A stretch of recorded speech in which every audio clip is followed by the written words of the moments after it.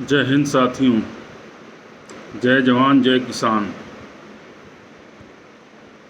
ये आज मुझे मौका मिला है ये इस पे जो भी बातें हैं नए बजट की, जो हमारे माननीय मुख्यमंत्री श्री योगी आदित्यनाथ जी महाराज ने नया बजट पेश किया है।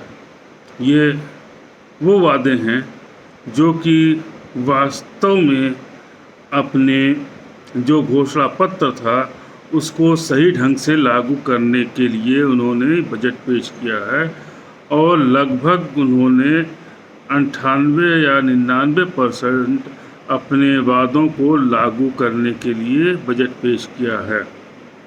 1-8% जो बच गया है वो भी लागू करेंगे, क्योंकि योगी आदित्यनाथ जी महाराज एक बहुत ही बड़े और यशस्वी मुख्यमंत्री हैं। हमारे पूरे भारत के सभी राज्यों में सबसे अच्छे मुख्यमंत्री हैं और उनको समाज के हर वर्ग का समर्थन प्राप्त है और समाज का हर वर्ग बिना किसी भेद के जाति धर्म संप्रदाय इससे हट करके उनका केवल और केवल मानवता के लिए, इंसान के लिए, देश के नागरिकों और प्रदेश के नागरिकों के लिए उन्होंने ये बजट पेश किया है। उनका ये बजट हमारे समाज के सभी वर्ग के लिए बहुत ही लाभकारी रहेगा और समाज के हर वर्ग को बहुत ही लाभ मिलेगा और उनकी समस्याओं का समाधान बहुत ही सही ढंग से होगा। मैं माननीय मुख्यमंत्री योगी आदित्यनाथ जी महाराज को ऐसे बजट पेश करने की बधाई देता हूँ, स्वागत करता हूँ और उनको धन्यवाद भी ज्ञापित करता हूँ। उन्होंने अपने शासन में धीरे धीरे जो भी चीज़ें थीं उनको सुधारा और सख्ती से सुधारा।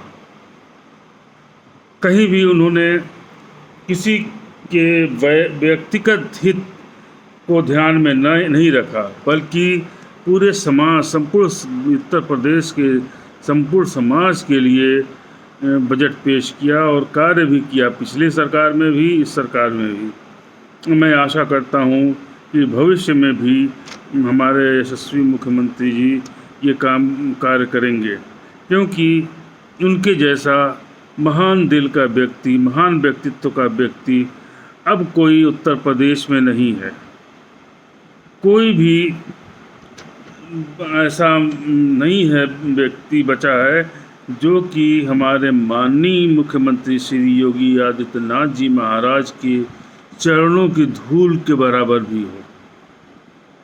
ये जो बजट उन्होंने पेश किया है, इस बजट में सबसे पहली चीज़ जो मुझे पसंद आई, हो सकता है और लोगों को और चीज़ें पसंद आई, लेकिन एक चीज़ आई जो MBBS की सीटों को दोगुनी कर दिया, सरकारी सीटों को दोगुनी कर दिया और मुझे आशा है कि आने वाले दिनों में वो 3 गुनी कर देंगे, क्योंकि कोरोना काल में आने के बाद ये एहसास हुआ सभी को कि मेडिकल की शिक्षा अति आवश्यक है और अति आवश्यक होने के कारण हमारे यशस्वी मुख्यमंत्री जी ने तमाम शहरों में, ज़िलों में सरकारी हॉस्पिटल, सरकारी मेडिकल कॉलेजेस खोले, कई एम्स खोले और अब सीटों को दुगुनी करने के लिए भी उन्होंने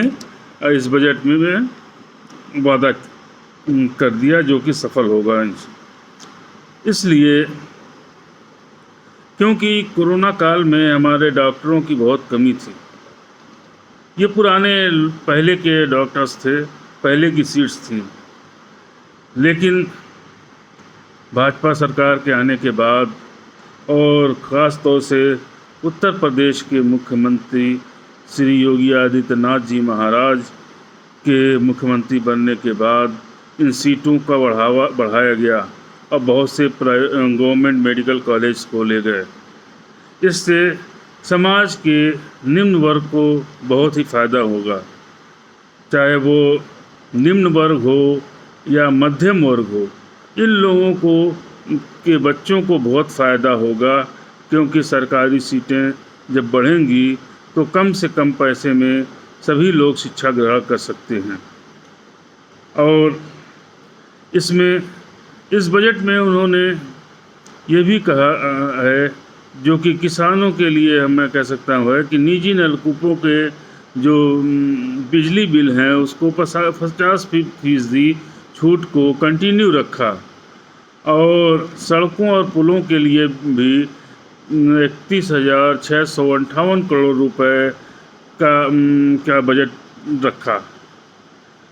एक और बात उन्होंने बहुत अच्छी किया हमारे योगी आदित्यनाथ जी महाराज ने, जो उन्होंने 100 करोड़ रुपए से मेट्रो ट्रेन जो कि गोरखपुर से बनारस के लिए, वाराणसी के लिए 100 करोड़ रुपए का बजट का प्रावधान रखा, जिससे कि आसानी से गोरखपुर से वाराणसी कम समय में यात्रा पूरी की जा सके।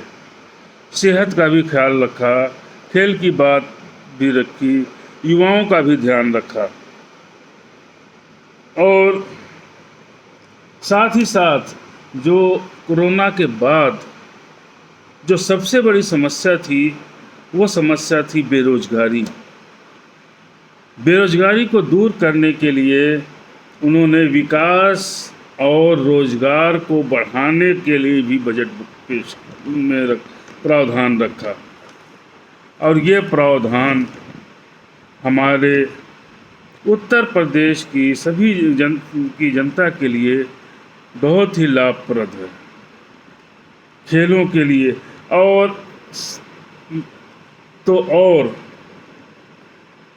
उन्होंने 1783 करोड़ का बजट अल्पसंख्यकों को आवंटित किया। अल्पसंख्यक समुदाय के लोगों के लिए 1783 करोड़ का रुपए का बजट आवंटित किया, और उसमें स्कॉलरशिप, अल्पसंख्यक समुदाय के लिए के बच्चों को स्कॉलरशिप और मदरसों के आधुनिकीकरण पर विशेष ध्यान दिया। और साथ ही साथ जो अल्पसंख्यक समुदाय के मोहल्ले हैं, उन मोहल्लों के आधुनिकीकरण के लिए या उसके विकास के लिए भी उन्होंने धन आवंटित किया। अब इससे ज़्यादा क्या हो सकता है कि एक मुख्यमंत्री पूरे प्रदेश के समाज के हर वर्ग को लेके चल रहा है। कुछ लोग आलोचना करते हैं, करने दीजिए, आलोचना करने वाले तो हर जगह पाए जाते हैं, लेकिन उनकी आलोचना सिर्फ आलोचना होती है, जबकि आलोचना सुधार के लिए होनी चाहिए। सुधारात्मक आलोचना कोई नहीं करता, लेकिन सब किसी का, हमारे एक पूर्व मुख्यमंत्री हैं, बबुआ भी कहा जाता है उनको, और उनका नाम है श्री अखिलेश यादव जी। उन्होंने इतने अच्छे बजट को कह दिया बंटवारा, कि ये बजट नहीं बंटवारा। अरे बंटवारा कहाँ है भाई मेरे, ये तो समाज के सभी वर्ग को लेकर साथ चल रहे हैं। तुम तो समाज के कुछ सिलेक्टेड लोगों को लेके चलते थे, यहाँ तक कि अल्पसंख्यक समुदाय के लोगों का वोट लेकर के अल्पसंख्यक समुदाय के लोगों का भी कल्याण नहीं तुमने किया। अभी तुम्हें उन 100 से ऊपर सीटें मिली हैं। भविष्य में मुझे उम्मीद है कि अखिलेश यादव जी स्वयं भी हार जाएंगे भविष्य के आने वाले चुनाव में। मैं तो दावे के साथ कहता हूँ कि ऐसा यशस्वी, ओजस्वी, ईमानदार, समाज के सभी वर्ग के लिए स्वीकार योग्य मुख्यमंत्री पूरे भारतवर्ष के किसी भी राज्य में नहीं है। मैं माननीय प्रधानमंत्री श्री नरेंद्र नाथ मोदी जी का भी धन्यवाद ज्ञापित करना चाहूँगा, जिन्होंने हमारे प्रदेश को इतना बढ़िया, इतना अच्छा, इतना यशस्वी मुख्यमंत्री दिया, जो कि समाज के हर वर्ग को एक साथ लेकर चलता है। और महाकुंभ के लिए अभी से बजट की व्यवस्था कर दी गई, जो कि एक बहुत ही उचित कदम है। तो इन सब चीज़ों को दृष्टिगत रखते हुए मैं सैल्यूट करता हूँ माननीय मुख्यमंत्री श्री योगी आदित्यनाथ जी महाराज का और उनके द्वारा उठाए गए कदमों का, और साथ ही साथ धन्यवाद ज्ञापित करता हूँ श्री नरेंद्र नाथ मोदी जी पर और हमारे प्रधानमंत्री जी का, जिन्होंने हमारे इस दूसरे शासनकाल में हमारे मुख्यमंत्री जी को पुनः उन पर विश्वास जगा करके और मुख्यमंत्री पद दिया। ऐसा ही प्रतिनिधि हमारे समाज के लोगों को चाहिए।